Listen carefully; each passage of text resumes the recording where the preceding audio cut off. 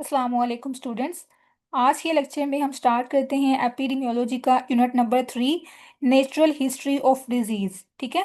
तो सबसे पहले हम देखते हैं इसका कंटेंट, इसमें हमने कौन कौन से ऑब्जेक्टिव्स कवर करने हैं। तो इसमें बेसिकली 3 ऑब्जेक्टिव्स हम देखेंगे वन बाय वन। पहला क्या है, definition of host, agent and environment. इन तीनों को हम डिफाइन करेंगे, इसके आगे फर्दर टाइप्स हम देखेंगे। उसके बाद क्या है, सेकंड क्वेश्चन, एपिडेमियोलॉजिकल ट्राइएड। ठीक है, यहाँ से मिस्टेक आपने करेक्ट कर लेनी है।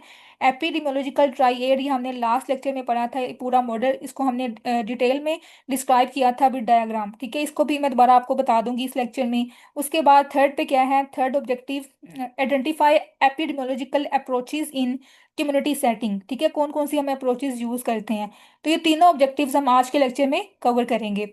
तो स्टार्ट करते हैं सबसे पहले। अच्छा, इसके अलावा यहाँ पे इसका जो टॉपिक है ना, चैप्टर का name natural history of disease, ये खुद एक हमारा एक ऑब्जेक्टिव है, या मतलब एक टॉपिक है जिसको हम डिटेल में पढ़ेंगे। तो इसको भी आपने अंदर ऐड करना है। ये बेसिक हमारे 4 ऑब्जेक्टिव्स हमने कवर करने हैं। तो हम स्टार्ट करते हैं। सबसे पहले हम देखेंगे एपिडेमियोलॉजिकल ट्राइएड। ठीक है, ये मैंने आपको बताया था, इसकी जो शॉर्ट बुक जहाँ से हम कवर कर रहे हैं इसका कंटेंट, वहाँ पे इसको डिटेल में बताया हुआ है विद डायग्राम, और आगे इसकी एक्सप्लेनेशन भी दी हुई है। ये हमने लास्ट लेक्चर में पढ़ा था, एपिडेमियोलॉजिकल ट्राइएड या ट्राइएंगल। अब ये मॉडल क्या कहता है कि डिजीज कब अकर होती है, जब 3 फैक्टर्स आपस में इंटरेक्ट कर रहे होते हैं, उनका इंटरेक्शन जब हो रहा होता है तो तब डिजीज अकर होती है। अब वो 3 फैक्टर्स कौन कौन से होते हैं। पहला है डिजीज एजेंट। ठीक है, जिसको हम कहते हैं कोस्टिव एजेंट, जो डिजीज कॉज कर रहा होता है। उसके बाद सेकंड फैक्टर क्या है, होस्ट। ठीक है, जिसको डिजीज अकर होनी है, जिसको डिजीज जो है वो डेवलप होनी है। उसके बाद थर्ड फैक्टर क्या है, इन्वायरमेंट। तो जब ये तीनों फैक्टर्स आपस में इंटरेक्ट करेंगे तो तब डिजीज अकर होगी। ठीक है, इस मॉडल के अकॉर्डिंग। उसके बाद हम देखें तो इसकी कुछ आगे एक्सप्लेनेशन दी हुई है। ये जो मॉडल है ये हम कब यूज करते हैं। This model has been used to describe communicable diseases for which a specific agent can be identified. ठीक है, अब ये आपने याद रखना है कि जो मॉडल का यूज क्या है, इसका पर्पस क्या है, कि इसको हम यूज करते हैं to describe the communicable diseases. ठीक है, आपको पता है जब हम किसी भी डिजीज को डिस्क्राइब करते हैं तो हम उसमें तीनों चीजें देखते हैं।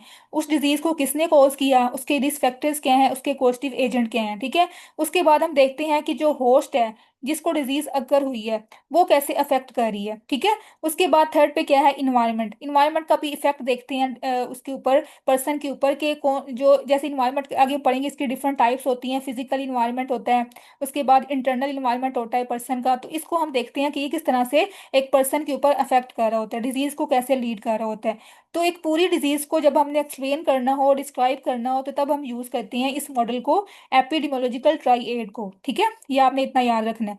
उसके बाद आपने डायग्राम बना देनी है, एजेंट, होस्ट और इन्वायरमेंट।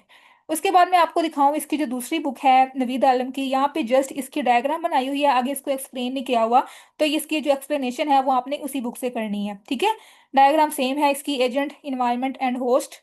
और आपने इस तरह से ट्राइंगल बना देनी है और तीनों को आपस में लिंक कर देना है। उसके बाद हम देखें तो हमारा जो नेक्स्ट क्वेश्चन था, इसमें हमें डिफाइन करना है एजेंट को, होस्ट को, इन्वायरमेंट को। ठीक है, बेसिकली हमने इसी जो ये ट्राई हेड है इसी को आगे एक्सप्लेन करना है इस चैप्टर में, इस यूनिट में।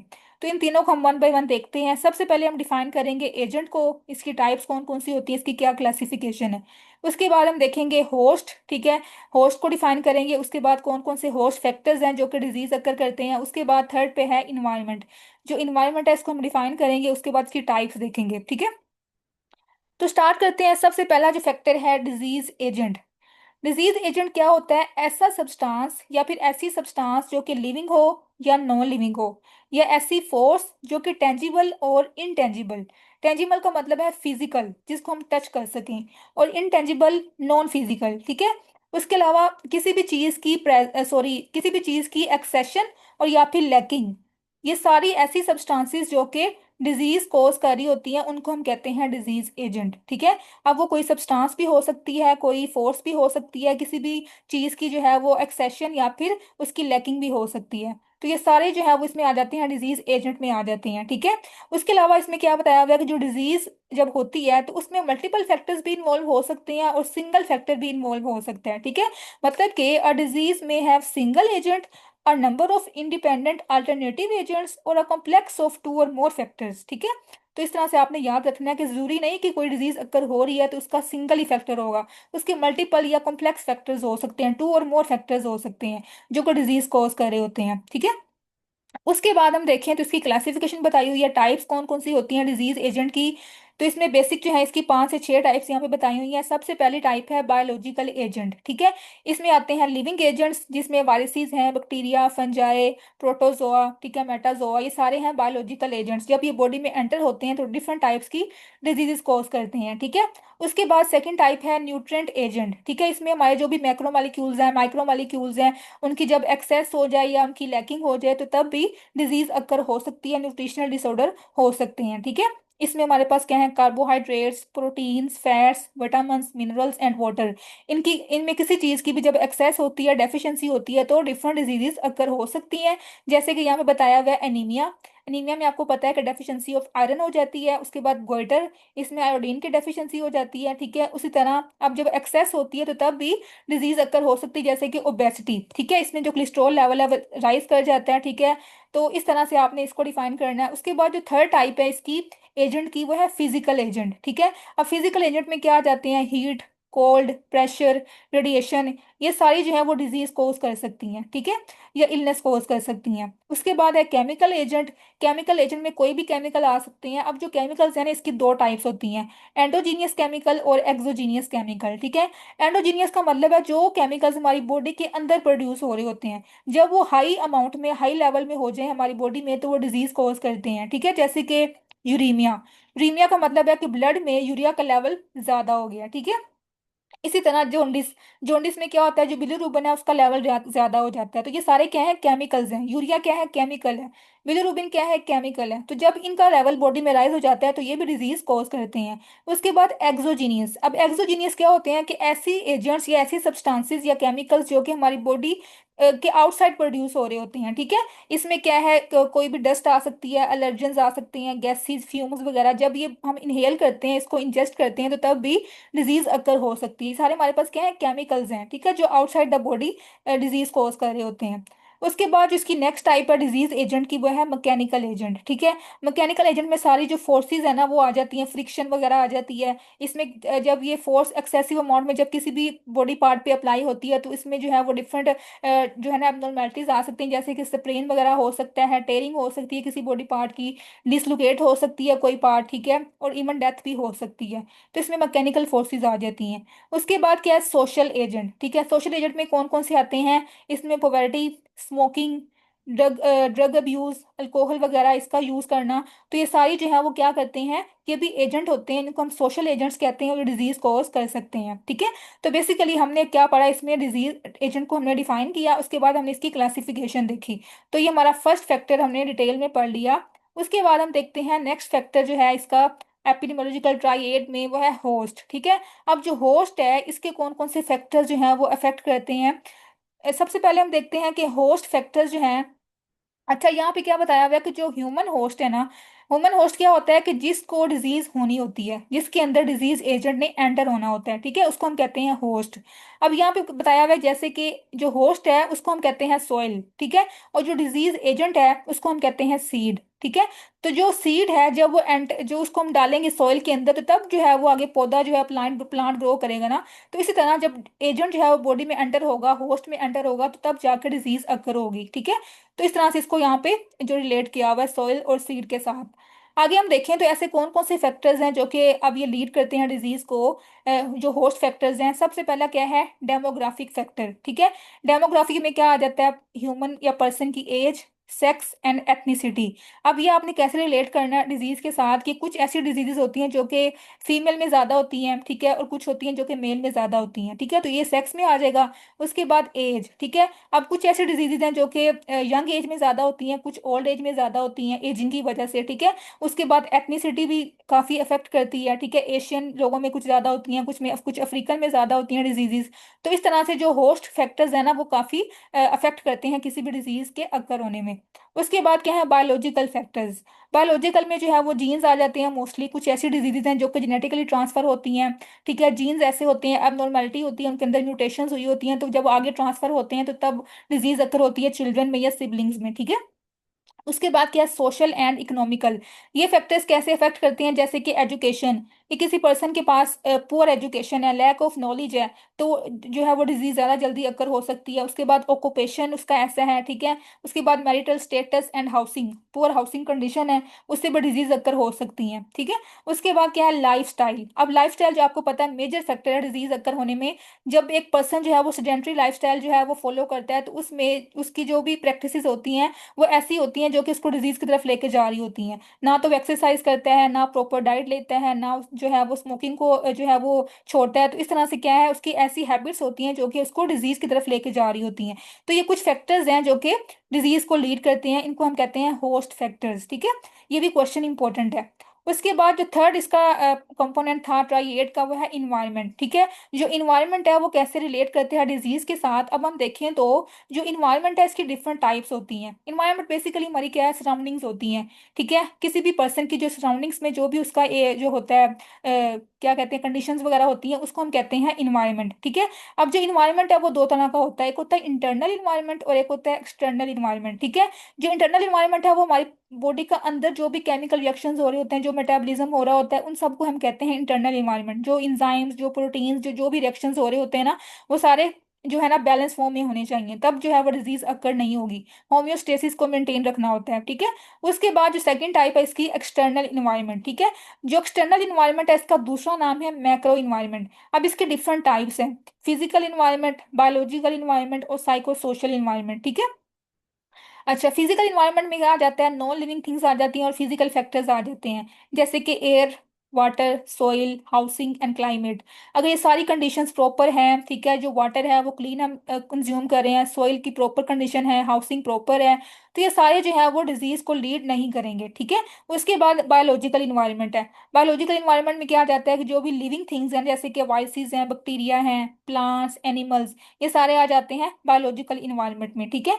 उसके बाद क्या है, थर्ड टाइप इन्वायरमेंट की, साइको सोशल इन्वायरमेंट। अब साइको सोशल में जो भी उसके सोशल रिलेशनशिप्स हैं, उसकी वैल्यूज हैं पर्सन की, उसकी बिलीव्स, उसकी रिलीजन, लाइफस्टाइल, उसका एजुकेशन, ये सारे जो है वो अफेक्ट करते हैं किसी भी डिजीज के अगर होने में, ठीक है। तो ये हमारे पास क्या था, इसके तीन फैक्टर्स हमने पढ़े, एपिडेमियोलॉजिकल ट्राइएड के तीन कंपोनेंट्स हमने पढ़े, एजेंट, होस्ट एंड इन्वायरमेंट, ठीक है। तो इस तरह से हमारा ये क्वेश्चन जो है वो कंप्लीट हो गया है। ये हम यहाँ से देखें तो अब हम स्टार्ट करते हैं इसका नेक्स्ट क्वेश्चन। इसका क्या है, epidemiological approach in community setting, ठीक है। कौन कौन सी हम अप्रोचेस यूज करते हैं, तो ये भी आपकी बुक पे दिया हुआ है नवीद आलम की।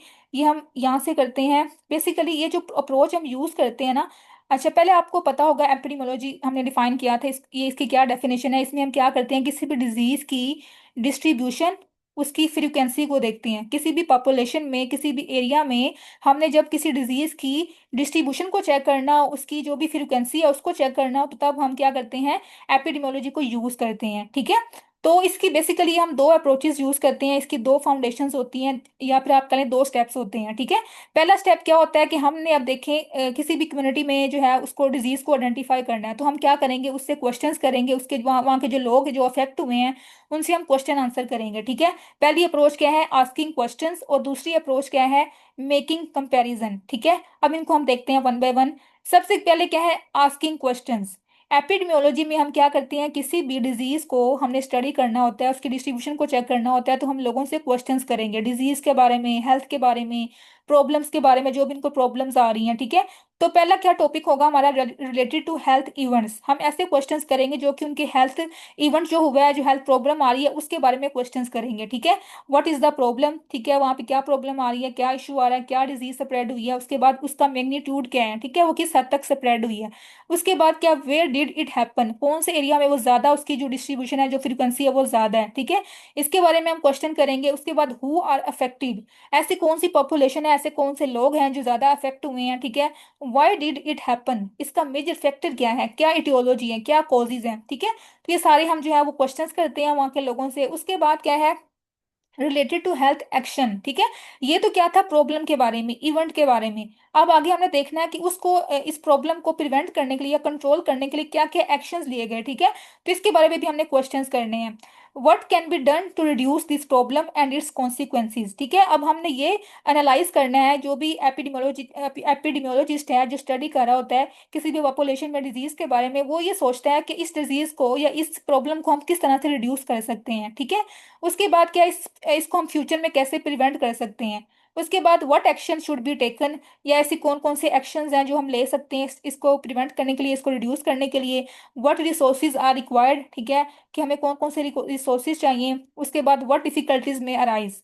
तो ये सारे क्वेश्चन जो है वो एक जो एपिडेमियोलॉजिस्ट होता है वो अपने माइंड में लेके आता है और ये इस अप्रोच को यूज करता है। ठीक है, answers to the above questions में provide clues to disease aetiology. ठीक है, अब जैसे ही वो जो एपिडेमियोलॉजिस्ट है वो क्वेश्चंस करेगा, उनके जो आंसर्स लोग देंगे, उन आंसर्स के थ्रू जो है वो पर्सन या जो एपिडेमियोलॉजिस्ट है वो डिजीज की जो पॉजिटिव एजेंट है, जो इटियोलॉजी है, उसको आइडेंटिफाई कर लेगा। ठीक है, तो ये इसको हेल्प आउट करते हैं सारे क्वेश्चंस के आंसर आगे प्लानिंग में और इवैल्यूएशन में। ठीक है, उसको गाइड करते हैं फर्दर कि उसने कैसे फ्यूचर में इसको कंट्रोल करना है और इसको आगे प्रिवेंट करना है, उस डिजीज को, उस हेल्थ प्रॉब्लम को।